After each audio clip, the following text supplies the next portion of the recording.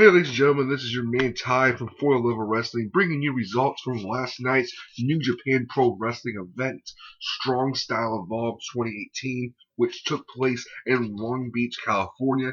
Their their first event in America this year. It did get revealed later in the broadcast. They would be coming back in July in San Francisco for the G1 special, which that should be a great show today. Now, New Japan Pro Wrestling is about a week we're a week away from Sakura Genesis, where the main match of that card will be Kazuchika Okada defending his IWGP World Heavyweight title against Zack Sabre Jr. That's the only match I believe that's been announced. But I think we got some matches announced tonight because of actually what happened. Now, this show was a very westernized New Japan show. It wasn't New Japan at its core. And I'm glad they westernized it a little bit for some fans to truly appreciate it. The show kicked off with a six-man tag match. Rocky Romero and Roppongi 3K teaming up against the Ring of Honor six-man tag team champions, SoCal Uncensored, which consists of Scorpio Sky, Christopher Daniels, and Frankie Kazarian. It was a great, high energy, fast-paced opener. Got the crowd into it. Hot. This was your typical independent six-man tag. Red hot. But to me, in a shocker, the former IWGP Junior Heavyweight Tag Team Champions Roppongi 3K and Rocky Romero defeated the Ring of Honor six-man tag team champions after Roppongi 3K hits the 3K on Scorpio Sky. We transition into a tag team match. Before we go to the tag team match, there was a time, if you watched on Access TV with English commentary, that means Jim Ross and Josh Barnett covered the show. I don't know if Josh Barnett knew he was live. People could hear him, but they come back from a little transition, and he says to Jim Ross, because he's talking about Roppongi 3K and Rocky Romero. He tells him to get the fuck out of the ring, and it was so comical to me because after he said that, he shut up. He didn't say anything for a while. But anyway, we go to the second match. We see Chaos members Gato and Hiroki Goto, who is also the Open Neverweight champion. He has held that title since he won it from Minoru Suzuki at Wrestle Kingdom.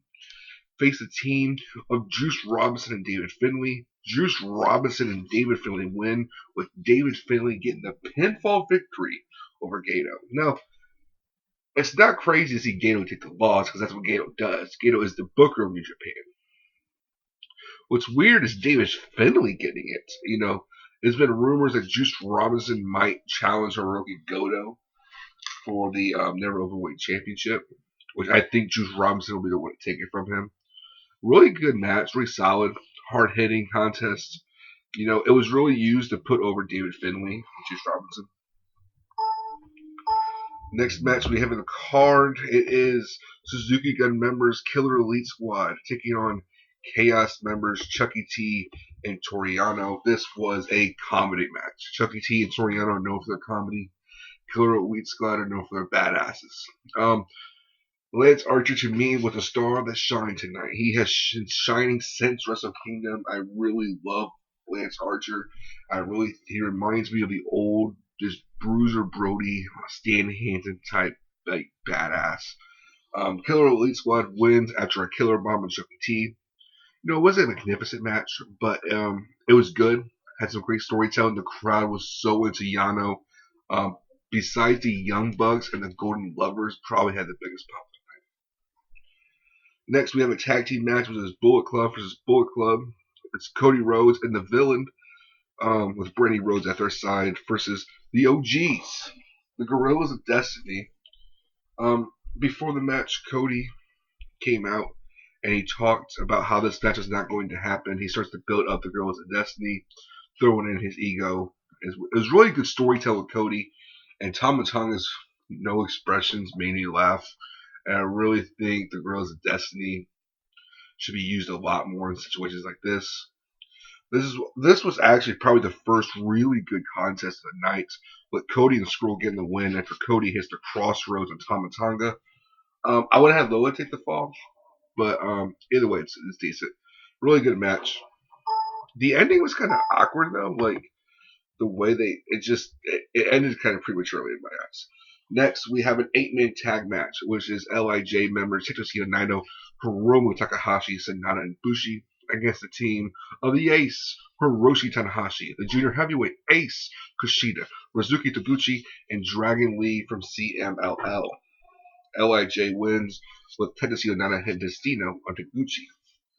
Really good match in my view. One of the better matches of the card. LIJ does what LIJ does. I actually predicted Tanahashi getting the pinfall here, but they used this event to get Naito his big win back after being eliminated in the first round of the New Japan Cup. So I'm really excited about that. I think that in the long term, Naito will end up taking the title from Suzuki. They might do a little thing with Naito and Tanahashi with their history.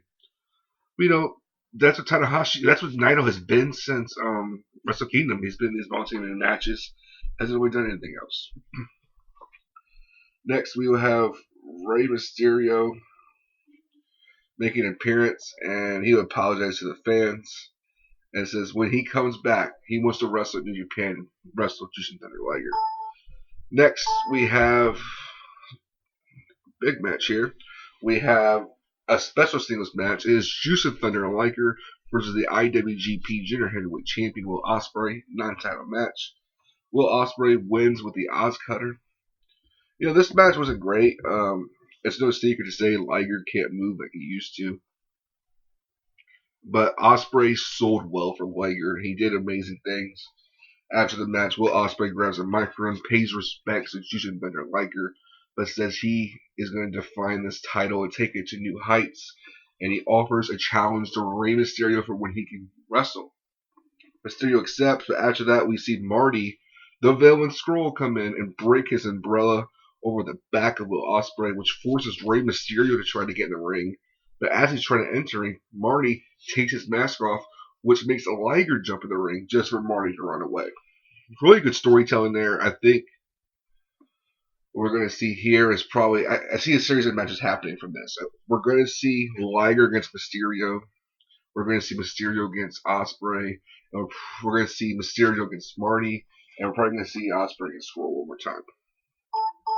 Next, we have a tag team match. Suzuki Gun members, the IWGP Intercontinental Champion Minoru Suzuki, and the New Japan Pro Wrestling 2018 New Japan Cup winner Zack Sabre Jr.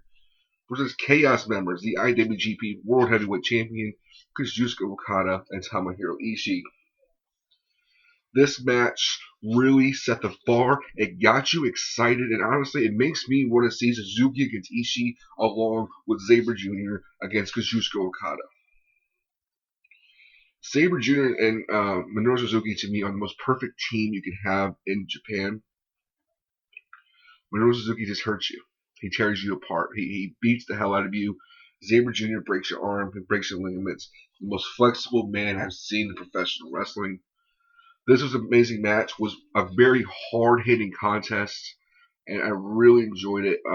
Suzuki Gun would win when Zack Sabre Jr. put a leg lock armbar submission combo on Ishii. It was a really good match. I would say it's one of the best, probably in the top 3 best tag team matches of 2018 so far. And I really agree with that. After the match, Zack Sabre Jr. attacks Okada, locks him in the octopus stretch just to send a message. Next, we have Jay White defending his IWGP United States title against Hangman Page. This match right here, in my view, is for both men their best match of their career. It really pushed Hangman Page over. Jay White looks strong as well. Jay White wins with a Blade Runner, retains his IWGP United States title. After the match, David Finlay comes out and spears the holy bejesus out of Jay White. Finlay says on April 24th he is challenging Jay White for the IWGP United States Heavyweight title. The cool thing about this is last year at the G1 special, David Finlay and Jay White were tag team partners. And through the times, these guys have faced like 8 or 9 times, and David Finlay has never been able to beat Jay White. Jay White has already defended his United States title once against David Finlay and has failed. This could be a really big deal if booked right, and I'm really enjoying it, which leads us to the main events, the main attraction, the reason why the show probably sold tickets.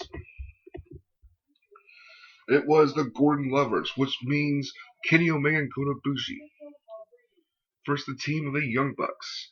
This match was storytelling at its finest. If you tell me that Kenny Omega, Kota Ibushi, Nick Jackson, or Matt Jackson can't tell a story, then you are a fanboy who can't face facts. They told the beautiful story. The match was beautifully done, beautifully executed by all four members. Whether it was the opening where Omega didn't want to compete, he didn't want to fight Young Bucks, which led to Omega at the end, through everything, all the pain they've suffered, go for the One Wing Angel, and he couldn't do it, except Matt Jackson tells him to do it. They hit the golden trigger and Matt Jackson at the end. I give this match 5 stars. I know, people are gonna hate me for that, but it was 5 stars. Post match, as Omega and Ibushi go up the ramp, Cody Rhodes comes out and he starts belittling the Young Bucks, pushing them around until Kenny Omega and Kota Ibushi run back to the ring and Rhodes runs away. Now we saw Nick Jackson accept Omega's hand, but Matt has not.